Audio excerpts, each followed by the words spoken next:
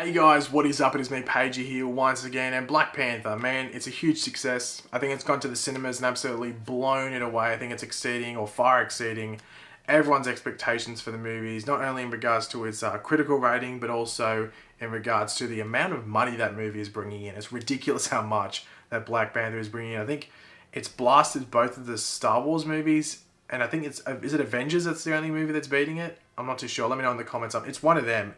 It's ridiculous. And who thought it'd be competing with those movies?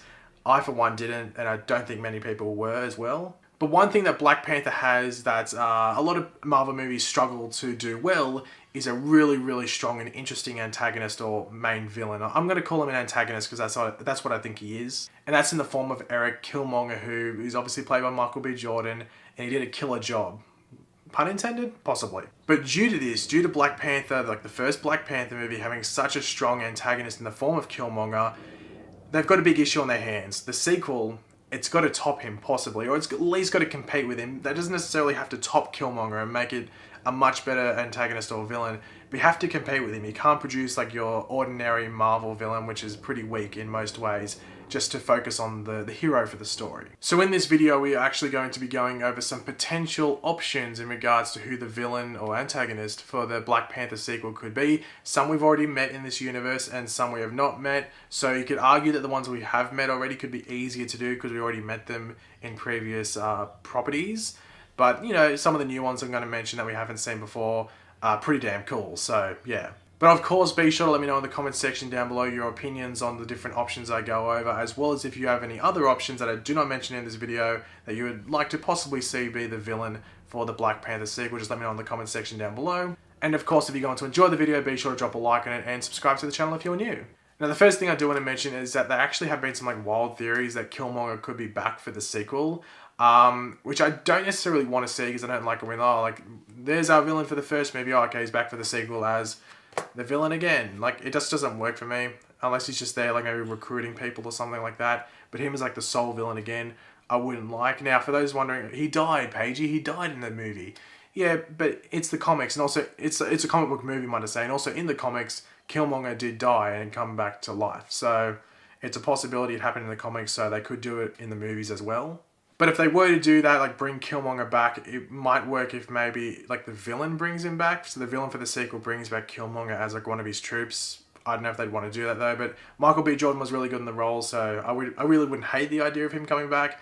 It just could be a bit messy if they decide to go down that route. But the first villain we're going to be talking about, like that's, you know, not Killmonger, is actually M'Baku. So M'Baku, as most of us would know, is otherwise known as Man-Ape in the comics. However, that is like never really referenced or name dropped in the movie, as the filmmakers decided to not really associate that with the character, and I'm pretty sure it was just due to like racial connotations. Now, M'Baku has a pretty interesting story arc over the course of the first Black Panther film. We see him starting out as a villain of sorts who is like fairly jealous of T'Challa and his position, which leads him to trying to take the throne of Wakanda for himself through combat, only to be defeated by our hero T'Challa. But as we progressed further into the movie, M'Baku turned out to be a pretty handy ally, not only helping in the end fight between Killmonger and his newly formed crew, but also due to the fact that he, along with the others of the Jabari tribe, actually saved T'Challa. The thing with M'Baku was that he was so close to power, and you would have to think that all those years of wanting the throne wouldn't just like go away like that. After all, as the opening part of the movie does say, the Jabari tribe had exiled itself from the rest of the nation many generations before. Now, the actor who plays M'Baku, who's called Winston Duke, put in a really, really good performance and was one of the standouts, which is pretty impressive seeing that it wasn't like he had the most screen time in comparison to other characters in the movie. I have seen some people calling him like the Korg of Black Panther, obviously Korg from Thor Ragnarok, which I sort of agree with. However, because he played the role of an antagonist sort of in the first Black Panther film, you would think the writers would push him in a more heroic role in the sequel. However, M'Baku will actually be in Infinity War Part 1 or Avengers Infinity War Part 1. So something could happen there that could push him back to a more villainous role. Maybe he isn't too happy with how T'Challa handles things in that movie. Who knows, but only a few months until Infinity War to find out about all of that and to see what happens with M'Baku in that movie. Our next option is actually Kraven the Hunter. Yes, he is a Spider-Man villain usually, but why not introduce this classic Spider-Man enemy in the Black Panther sequel first? Kraven the Hunter is otherwise known as Sergei Kravenov. His history is that he's a Russian hunter who is just a little obsessed with tracking the best game in the world, so why not make it that Black Panther is his first target in this hunt for the animal-themed heroes in the MCU. Whether or not this would be based in Wakanda is another question, but you would have to assume it is, but it could be a more even battle if it were set elsewhere, maybe in the US somewhere.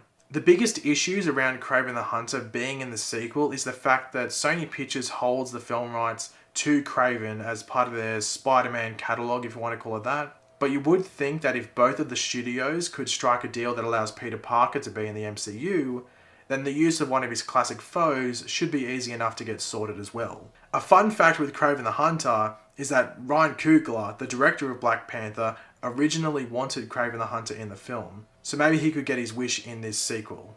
Our next option is actually Achibe, I think I'm pronouncing that right, or Achibe. I have really never known how to pronounce this guy's name, so excuse me if I completely mispronounce this guy's name. Now, Achibe being brought into the MCU could simultaneously bring with him another sort of spiritual aspect to the MCU known as Mephisto. This is because Achibe actually sold his soul to Mephisto, who was a demon, after a group of soldiers completely destroyed his farm and actually took his wife. His backstory allows for another type of, social commentary about the devastating effects that war can have. And you never know, due to T'Challa revealing Wakanda and its truths to the outside world, this could have consequences by those within the actual continent by inciting a war of sorts within its own regions, which could lead to Achibe actually going down this path. In the comics, Achibe is actually quite a scary and intimidating character. He infiltrates Wakanda's government and establishes himself in a pretty high-ranking position. From memory, he actually becomes king at one stage. Achibe also speaks to a hand puppet called Darky, so that's pretty unique and would be very interesting to see on screen. Our next option is actually Nakia. And yes, by Nakia, I do mean the Nakia from the first movie, T'Challa's ex-girlfriend. This might come off as a weird option, but in the comics, Nakia becomes obsessed with T'Challa, going so far as to plot to kill his girlfriend at the time. After she was banished by T'Challa, she was captured and tortured to death by none other than our good old mate Achibe, who we were just talking about. After this, the Altar of Resurrection brought her back to life, but she was not the same at all. She was really warped and she had all these different abilities and senses. Nakia took on the name of Malice after this and began targeting T'Challa and his friends. It's already established in the MCU that Nakia and T'Challa had a very up and down relationship of sorts, so transforming her into a villain could add another interesting mark and dynamic between the two. Also, giving a talented actress like Lupita Nyong'o a role like this would be using the most of her abilities rather than just making her your standard love interest, which a lot of people did feel her role was in this first Black Panther movie. I sort of disagree, she was that love interest, but I think she was a bit more complex than that. But I can see where people are coming from. And now we get onto the big boy. I'm pretty sure a lot of people would agree with me when I bring up this guy's name, and that is Namor. Now, this would probably have to be the most popular option of the choices I'll go over in this video. And you could see bringing Namor to the screen through another franchise as a setup to his own solo film as pretty similar to that of Black Panther's debut in Civil War. In regards to how he could be introduced, they could play it off that due to witnessing T'Challa bring Wakanda to the world's attention as sort of motivation to do the same with the Atlanteans. This could then lead into conflict with the Wakandans over technology. Starting Namor out as a villain or antagonist before evolving into an ally would create a very interesting relationship between both T'Challa and Namor. Plus, from there, they could jump into Illuminati territory with Namor, which, with the Fox deal coming into effect over the next few years, could open a lot of doors to potential storylines with the character. Now, the last option I want to talk about is one that people might not even expect, but I think it'd be a very interesting one to see play out on screen. And this is actually Walter Declan. Now, this might come off as a random option, but hear me out. It could work. Walter was actually the CEO of Damage Control, which we did see introduced in Spider-Man Homecoming. They could play him off almost in a role similar to Baron Zemo or Helmut Zemo like we saw in Civil War, where he isn't this big villain with superpowers, but just a guy in the background fanning the flames. There is a run in the comics in which T'Challa is put out of commission due to injuries due to an incident, and the story revolves around finding out who caused this. That story actually does involve Namor as well, and could be a way to bring him in another way, as well as put in some other MCU characters within the film as well. This story also has a very interesting story for T'Challa outside of the Black Panther suit, and also puts someone else inside of the Black Panther mantle, which you could argue was actually teased in the first film, and that person is Shuri, T'Challa's sister. In the first film, we didn't really get that good of a look at Wakanda's like ordinary residents, but this movie could tie into that with T'Challa's downfall and there being unrest in the nation due to confusion as to what is going on with the royals and the control of Wakanda. As I said, Walter wouldn't be this like over-the-top supervillain. He would just be fanning the flames in the background. But if Marvel wanted to, they could use him as a pawn in someone else's larger plan and introduce an even larger character as the one behind all of this. If they were going to do what happens in the comics, they would need that Fox deal to come through and activate as soon as possible. If it does, then the MCU could be doomed, shall we say. But thanks for watching, guys. Hopefully you enjoyed the video. If you did, it'd be awesome if you could drop a like in the video, show support. Let me know in the comment section down below. Do you agree with my opinions? Do you want to add any more to some of the various options I mentioned? Or do you have another option completely that I did not mention in this video? Just let me know in the comment section down below. And of course, if you are new to the channel, make sure to subscribe. I'll catch you later, guys. Goodbye.